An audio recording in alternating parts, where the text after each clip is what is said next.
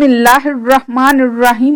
صحیح روایت میں حضرت ابو ہریرہ رضی اللہ تعالی عنہ سے منقول ہے کہ ایک روز حضرت صلی اللہ علیہ وآلہ وسلم ہمارے ساتھ بیٹھے ہوئے کچھ باتیں کر رہے تھے، پھر وہاں سے اٹھ کر گھر کو تشریف لے چلے۔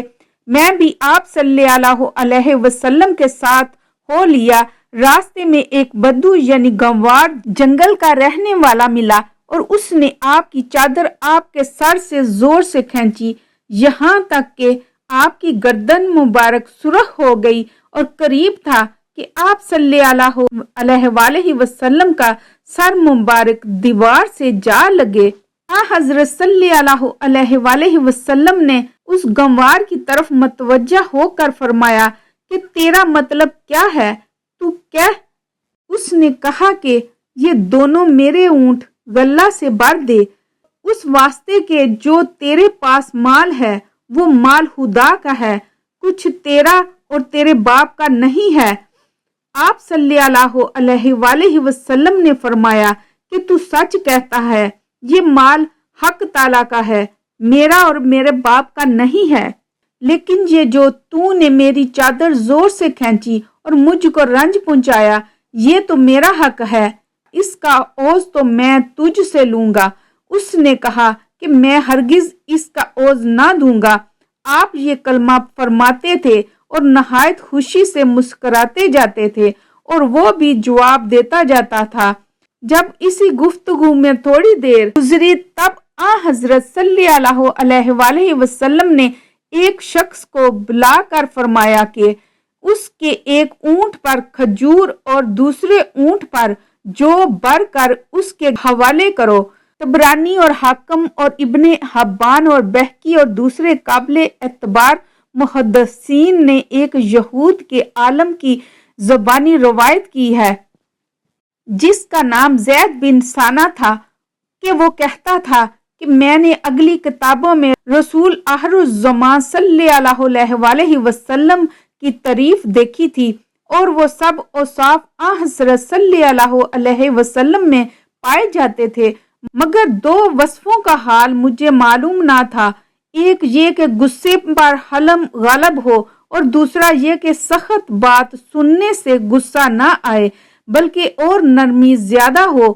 سو میں چاہتا تھا کہ ان دونوں باتوں کو کسی طرح سے آزماؤں۔ مدت تک اس کے انتظار میں رہا۔ اتفاق سے ایک مرتبہ حضرت صلی اللہ علیہ وآلہ وسلم نے مجھ سے کھجور بطور قرض خریدے اور اس کے ادا کرنے کی ایک مدت مقرر کی۔ میں اس مدت سے 2-3 دن پہلے آپ کے پاس گیا، پھر دیکھا میں نے کہ آپ سن کے چپ ہو رہے اور یہ بھی نہیں کہتے ہیں کہ ابھی تمہارا وعدہ نہیں ہوا، تم تقاضا کیوں کرتے ہو؟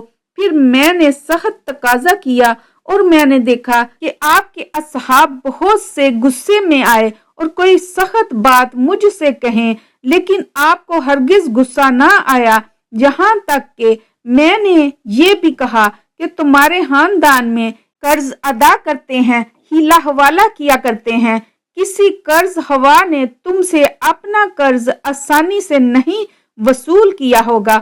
اس بات کے سننے سے حضرت عمر رضی اللہ تعالی عنہ کو غصہ آیا اور میں اٹھ کے آپ صلی اللہ علیہ وسلم کا کرتا شریف اور چادر مبارک ہاتھ سے پکڑ کے اپنی طرف کھینچنے لگا اور غصے سے آپ کی طرف دیکھا اور کہا کہ ابھی اٹھو اور میرا قرض ادا کرو۔